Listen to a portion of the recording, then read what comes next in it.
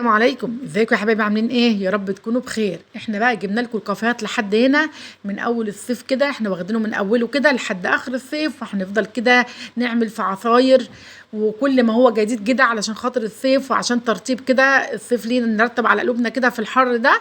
بصوا شايفين العصير ده والناس كتير بتحبه اللي هو عصير الاناناس، وفي برضه في ناس كتير ما بتحبوش، بس هعمل لكم النهارده بمكونات جديده كده هتخليكم من عشاق عصير الاناناس. هتنبهروا بطعمه، عايزه اقول لكم طعمه حكايه، والله طعمه حلو جدا جدا وشكله. بصوا ايه اصلا الكوبايه بتتكلم لوحدها كده كانك قاعده في كافيه. كمان العين بتاكل قبل البق يعني، لما تصنفي كده في شكل الكوبايات او شكل الكاسات بتاعتك كده بتفتح النفس على الاكل. بعمل لكم بطريقه النهارده بقى حلوه جدا كده، وعايزاكم تقولوا لي بصراحه كده رايكم في الكومنتات ايه لما تجربوا الوصفه الجميله دي وتقولوا لي عليها. تعالوا بقى نسوي بسم الله. بس يا ريت ما تنساش في اللايك والشير. شايفين انا كان معانا هنا اناناس، اي كميه اناناس، معايا كوبايتين من اللبن، معانا فراوله، الفراوله دي اللي انا كنت مفرزاها قبل رمضان. هوريها لكم، بصوا حلوه جدا ولا جرى لها اي حاجه خالص ولا طريقه، هوريها لكم دلوقتي كمان تاني. وكان معانا بقى المكون اللي هيخلي العصير ده كده في حته تانيه كده. كان معايا معلقه من الكريم شانتيه، معلقه من الكريم باستري. بصوا هيخلوا العصير بتاعكم خرافه، رغوه، طعم، ريحه، شكل، قوام، مش قادره اقول لكم والله العظيم عليه. جربوه عشان تعرفوا بجد بجد يعني طريقته سهله جدا، ولازم تجربوه عشان تقولوا لي رايكم فيه ايه. هنا بقى احنا كان معانا الاناناس زي ما انتم شايفين كده، انا غسلته الاول وبعد كده قطعيه زي ما تقطعيه. انا قطعته نصين كده وطلعت كل البذر اللي فيه او اللب اللي فيه دون. انا على فكره انا بحب اللب ده قوي.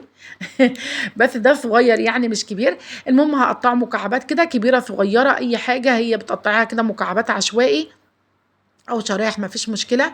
بس هقطع الكميه كلها، وبعد ما اقطع الكميه كلها كده بقى هنعمل بيها ايه؟ هننزل على طول معانا في الشفشق بتاع الخلاط بتاعنا. انا هوريكم الكميه كلها، انت زي ما انت هتعملي كميه بسيطه تزودي على حسب. بس عايزه اقول لكم هو سهل وبسيط جدا، كمان لو جالكم ضيوف على غفله كده او حتى لو مش على غفله وهم جاي لكم وعملتوا له العصير ده هينبهروا بطعمه، لانه فعلا فعلا هو يستحق فعلا فعلا ان احنا نجربه. نزلنا كده في شفشق الخلاط بتاعنا بالكميه الاناث اللي معانا كلها، ونزلنا بكوبايه واحده من اللبن. هنشوف لو احتاجنا تاني او لا. انا ضربتهم بكوبايه واحده من اللبن. انا حابه القوام ده يكون تقيل شويه كده، مش حابه خفيف. لو عايزه تخففيه زودي كوبايه تاني من اللبن. هنا بقى طبق فيه شويه ميه صغيرين وطبق فيه شويه سكر عشان طرفيش. بنزل بالكوبايه كده بقلبها زي ما انتم شايفين كده، طبعا الفيديو موضح اكتر من الشرح. في الميه، وبعد كده بنزل بيها في السكر يدينا الشكل الجمالي دون كده للكوبايات بتاعتنا. ده اللي يخليكي بقى كانك قاعده في الكافيهات بالظبط. شايفين بقى الفراوله؟ بصوا ولا طريت ده سكر، انا كنت طبعا مغلفاه بسكر. بصوا ولا طريت ولا لونها غير ولا غمقت ولا اي حاجه، كانك لسه شارياها طازه. انا هقطعها كده زي ما انتم شايفين كده مكعبات صغيره. انا مش عايزاها مكعبات كبيره ومش عايزاها حتت كبيره، انا عايزاها مكعبات صغيره كده عشان خاطر لما نيجي نحطها في قلب العصير بتاعنا تبقى كده سهل للاكل واحنا بناكلها كده، او احنا بنطلعها بالمعلقه من العصير كده بتبقى سهله معانا. المهم زي ما انتم شايفين، على فكره ممكن كمان تحطوا كيوي، ممكن تحطوا تفاح، ممكن تحطوا اي حاجه انتوا عايزينها. ده يعني ممكن تسموه عصير كوكتيل، اي حاجه انتوا عايزينها مش مشكله ابدا ابدا. زي ما قلت لكم قبل كده ما تلتزموش باي حاجه، الوصفه اهم حاجه تلتزموا بالخطوات بس. لكن الوصفه بتاعتنا شكلوا فيها زي ما انتوا عايزين وزي ما بتحبوا، يعني اللي انتوا بتحبوه حطوه، ما تلتزموش خالص باي مقادير، باي يعني فاكهه احنا بنحطها. اهم حاجه المقادير والطريقه بس كده. احنا نزلنا هنا بشويه من العصير في قلب الكوبايات بتاعتنا، وبعد كده نزلنا شويه من الاناس اللي مخرطه مكعبات. برضو انا كنا خرطت شويه مكعبات وشويه من الفراوله، وبعد كده بكمل الكوبايات بتاعتنا.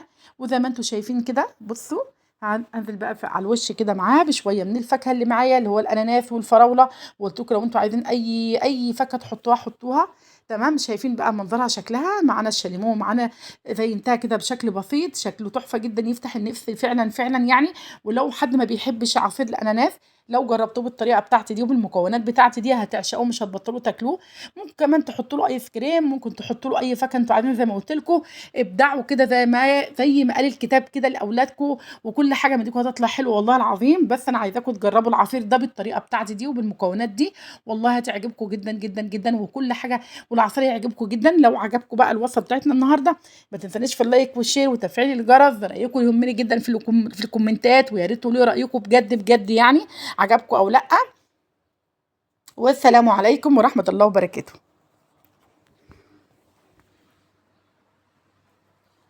اه والله يا جماعه نسيت اقول لكم، معلش يعني معلش نسيت اقول لكم كده، دعواتكم معانا اليومين دول والله محتاجه دعواتكم قوي يا جماعه، يا ريت ما تنسوناش في دعوه حلوه كده من قلبكم، عشان يعني ان ربنا يكرمنا كده.